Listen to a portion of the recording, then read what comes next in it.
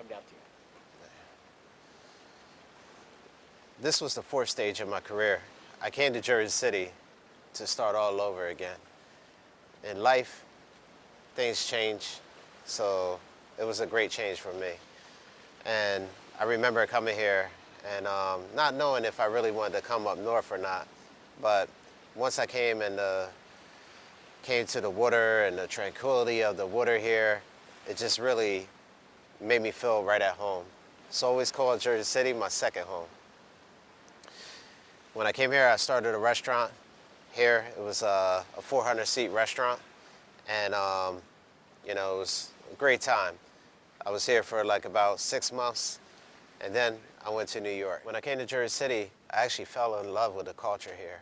Like, it was fascinating here, fast-paced, you're a train ride from New York City, and it was just like, you know what? There's nothing better than restart your career here, I didn't really have to restart my career, but, I felt like if you can make it in New York City, you can make it anywhere in the world. So this was like that, right at that point where I could go to New York City.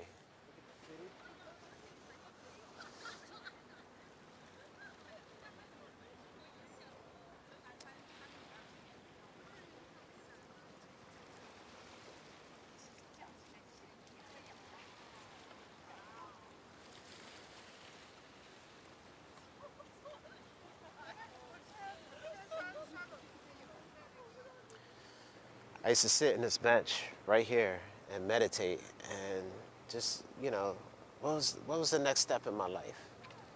Where am I going to go from here? And it was great, like to feel the energy here, to feel the passion of, I wanted to be here. I didn't want to go back, and I decided to stay. And, there was nothing holding me here, but, just to be successful and to make it and to make a name here. I made a name in Philly, I made a name in Atlantic City. Why not make a name in Jersey City and New York City? I came to Jersey City in 2012. Actually, it was like the end of 2012. And it was right around election time, I remember. And right after the Sandy storm, actually, we had this terrible hurricane here, and Jersey City was actually flooded out. So, they were looking for a chef to come here to one of the restaurants that was flooded. So I actually reopened it, and it was a really fast-paced restaurant. We opened it. We went from making like $20,000 a week to $90,000 a week, and it was great to be part of that success. And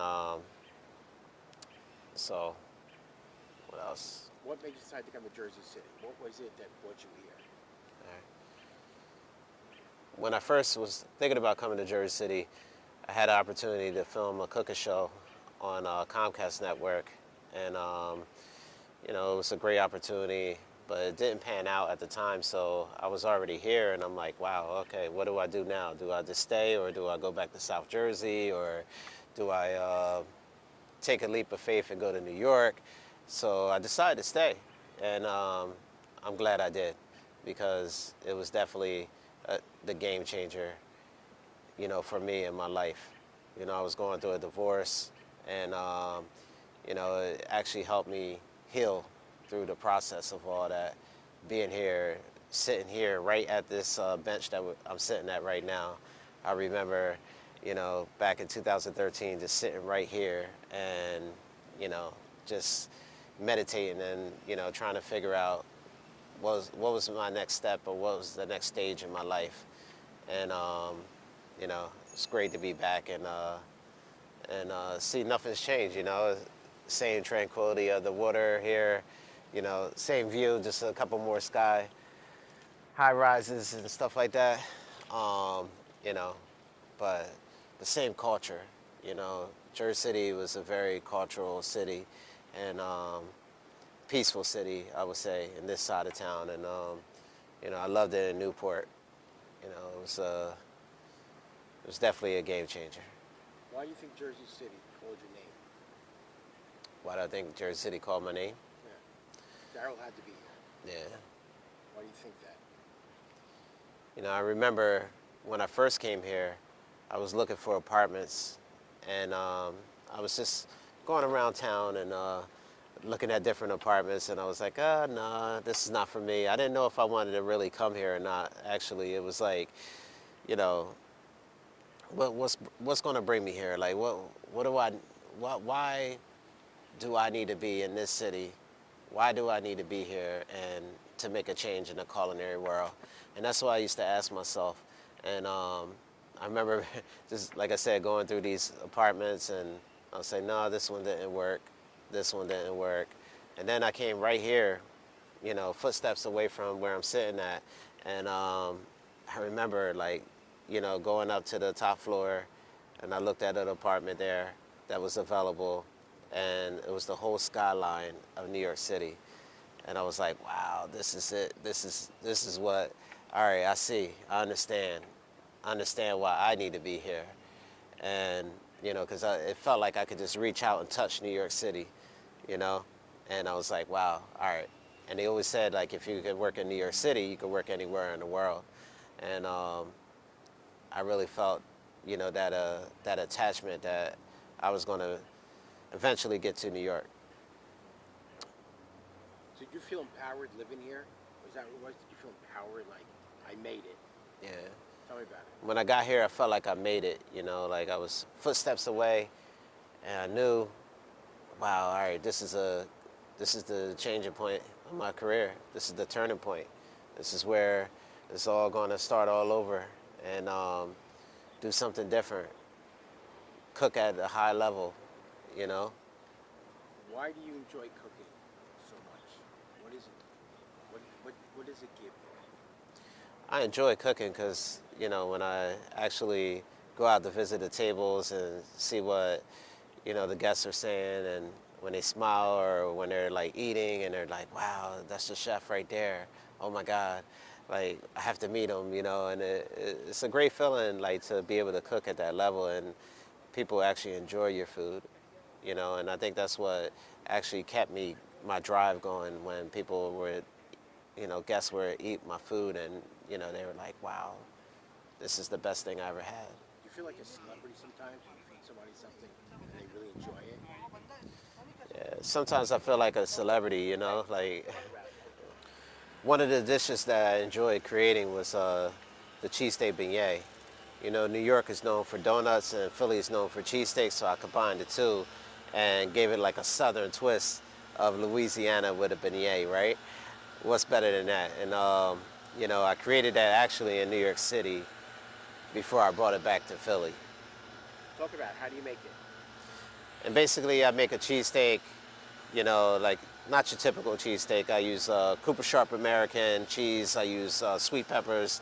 I do a root beer caramelized onions in there, a little bit different. And then I actually let it cool down and roll it into balls and dip it into my beignet batter that I make in-house. And then we fry it, and then it becomes nice and crispy. And I serve it with smoked ketchup and cheese fondue. Yeah. Do people in the restaurants ever ask you for recipes? So a lot of my guests, they always ask me for recipes while I'm cooking in the restaurant. They try my food, and I always, I give them a clue of what I'm doing. I can't give them all the secrets, of course, but I'm coming out with that cookbook soon, so they'll be able to actually indulge in my recipes in the cookbook. Talk about your spices. So I have a full line of spices, a full line of sauces. I have a watermelon barbecue sauce. I have a cotton candy barbecue sauce that I'm coming up with, and it's really cool. Where do you see yourself in 5, 10 years? In 10 years, 5 to 10 years from now, I see myself having 25 restaurants or more, and from fine dining to fast casual, and I want to do something great, something amazing. What do you think the future of the food services and restaurants? I think the future of the food service in the restaurants is going to be a little bit different now. It's either going to be fast casual or it's going to be very high end. I don't think there's going to be too much in between because, if you want a great meal, You're either going to go get it quick and go, or you're going to spend the money to get something that tastes really good.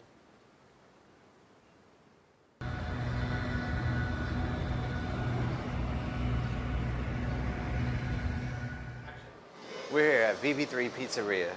Now, this is a special pizzeria. So it's the speakeasy to get into Casa del Lobo. So check it out. We have our calzones here. We have a grandma pie. We have a barbecue chicken pie here. We have a vegetarian options and a pepperoni. And then we have our buffalo chicken pie. This is my favorite right here. We have our white pie.